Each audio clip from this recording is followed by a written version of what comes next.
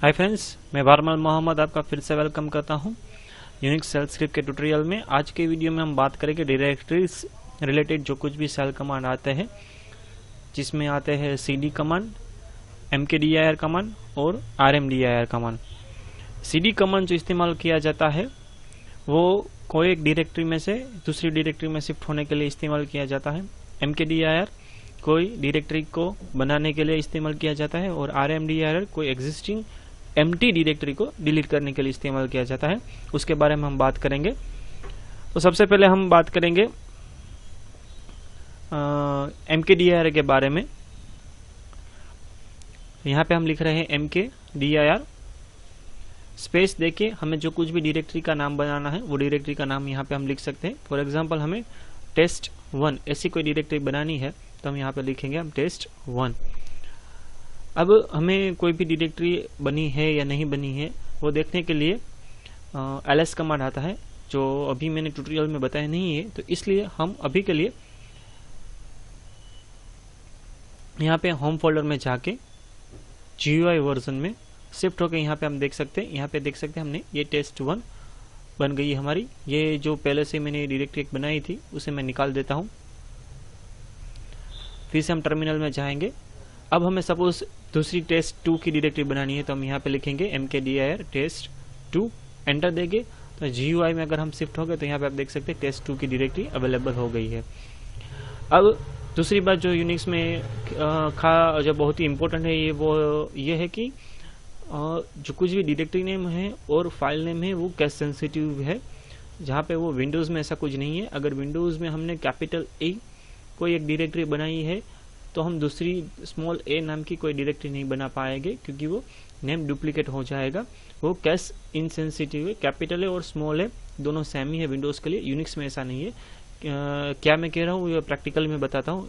mkdir में मैंने यहाँ पे अब जो test1 डायरेक्टरी बनाई थी अब वही डायरेक्टरी में बनाऊंगा, लेकिन टेस्ट का जो t है मैंने कैपिटल लिख दिया है। अब यहाँ पे अगर हम एंटर करेंगे तो आप यहाँ पे देख सकते हैं यहाँ पे test1 भी है जो स्मॉल में लिखा है और test1 कैपिटल में जो लिखा है वो एग्जिस्ट हो गई।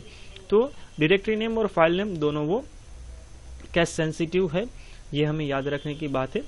अब हमें test1 की डायरेक्टरी सपोज ओपन करनी है तो कैसे करेंगे, यहाँ पे हम लिखेंगे cd test1, तो वो डायरेक्टरी जो है वो अपने आप ओपन हो जाएगी। और यहाँ पे जो हमारा प्रॉम्प्ट है यहाँ पे हम देख सकते हैं वो एग्जिस्टिंग डायरेक्टरी कौन सी है, हम कौन सी डायरेक्टरी में वर्क कर रहे हैं वो आप यहाँ पे देख सकते हैं। अगर हमें और एक यहाँ पे डायरेक्टरी बनानी है तो हम यहाँ पे लिखेंगे mkdir test sub1, एंटर देंगे और हमें वो ये डायरेक्टरी अगर ओपन करनी है तो यहाँ पे हम लिखेंगे test s1। Sorry, directory name मैंने गलत लिख दिया।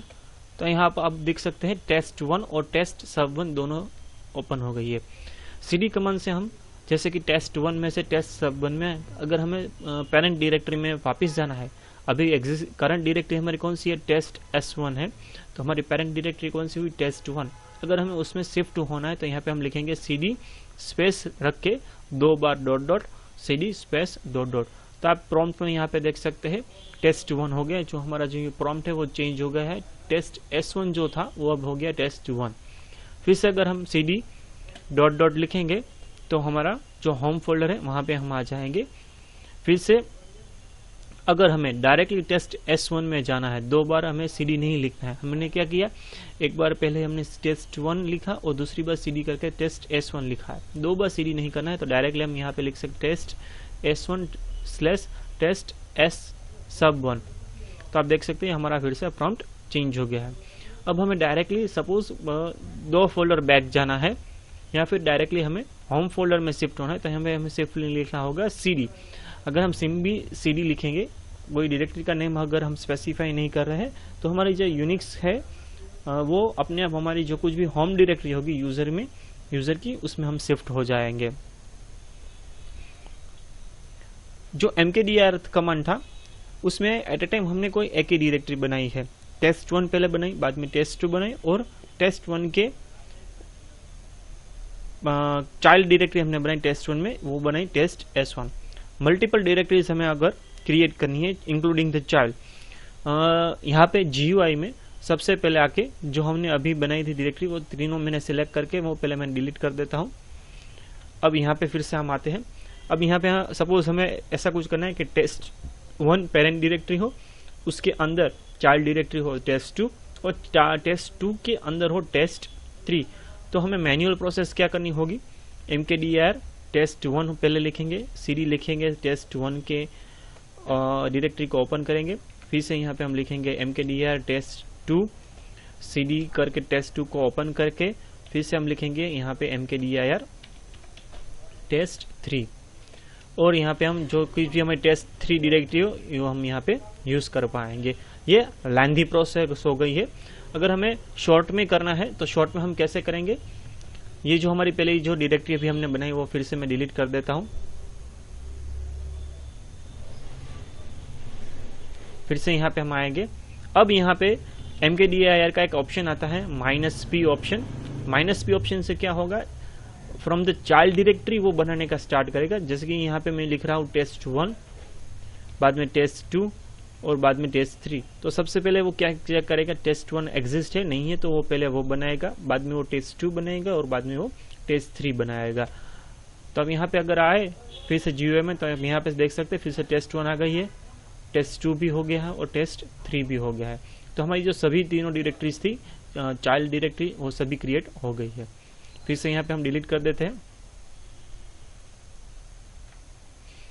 अब जो डायरेक्टरी बनी है उसका हमें प्रॉपर एक मैसेज साथ में अगर दिखाना है तो साथ में हमें दूसरा एक ऑप्शन ऐड करना होगा -v।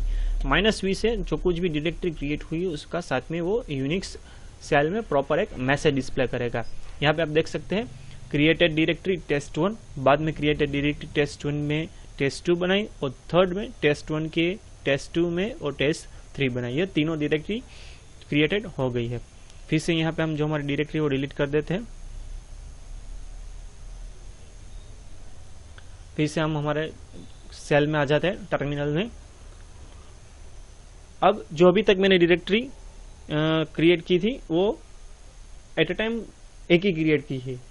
अगर हमें जो हमारा रूट है करंट वर्किंग फोल्डर है उसी में हमें वर्किंग डायरेक्टरी में मल्टीपल डायरेक्टरीज अगर हम बनानी है तो हम स्पेस रख के भी वर्कआउट कर सकते हैं। जैसे कि test1 ये पेरेंट डायरेक्टरी 1 हुई, बाद में test2 ये पेरेंट डायरेक्टरी 2 हुई और test3 ये थर्ड डायरेक्टरी हुई।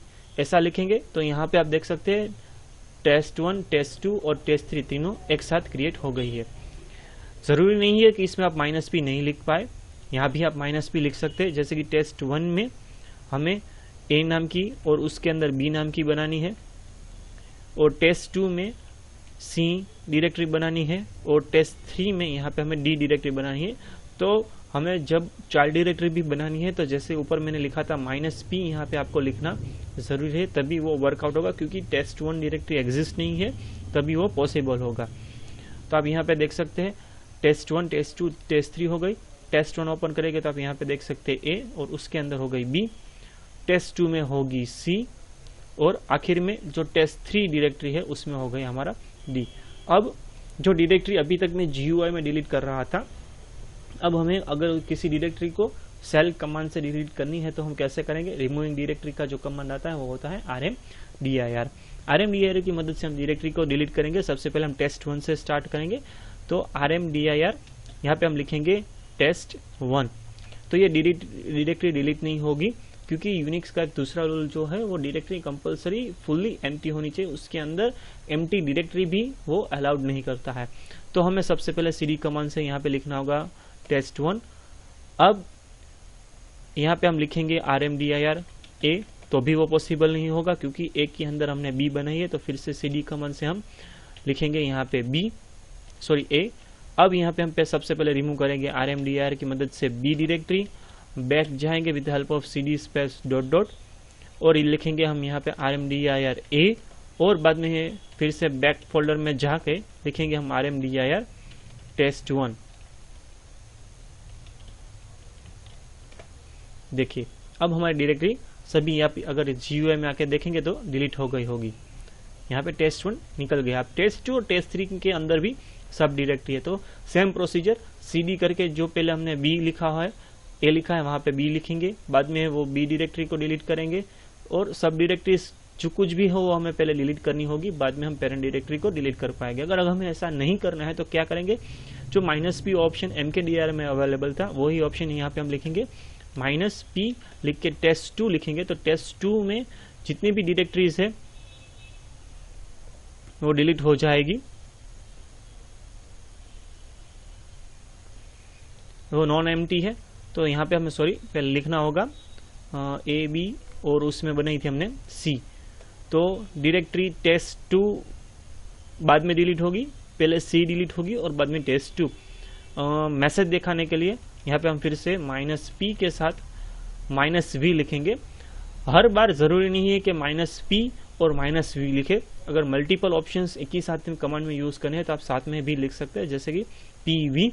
अब हम यहाँ पे लिखेंगे test3 / उसमें बनाई थी d, तो मैसेज भी हमें पहले दिखाई देगा। देखिए आप यहाँ पे देख सकते हैं, सबसे पहले डायरेक्टरी जो रिमूव हुई वो d डायरेक्टरी हुई और बाद में जो रिमूव हुई वो test3 डायरेक्टरी हुई।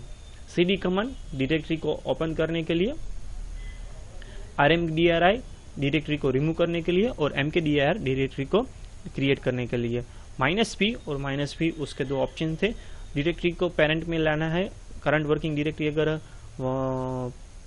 डायरेक्टली शिफ्ट होना है टू द होम फोल्डर तो cd एंटर, cd / से आप डायरेक्टरी एक ही स्टेप बैक जाएंगे और डायरेक्टरी नाम लिखेंगे तो वो cd के साथ चेंज डायरेक्टरी में आपकी डायरेक्टरी ओपन हो जाएगी। इस वीडियो में इतना ही। नेक्स्ट वीडियो में आगे के हम सेल्स कमांड के बारे में बात करेंगे। अगर मेरा वीडियो पसंद आया है तो प्लीज़ चैनल को सब्सक्राइब कीजिए, अपने दोस्तों के साथ इस वीडियो को शेयर कीजिए। ये वीडियो पूरा देखने के लिए आपका बहुत बहुत धन्यवाद।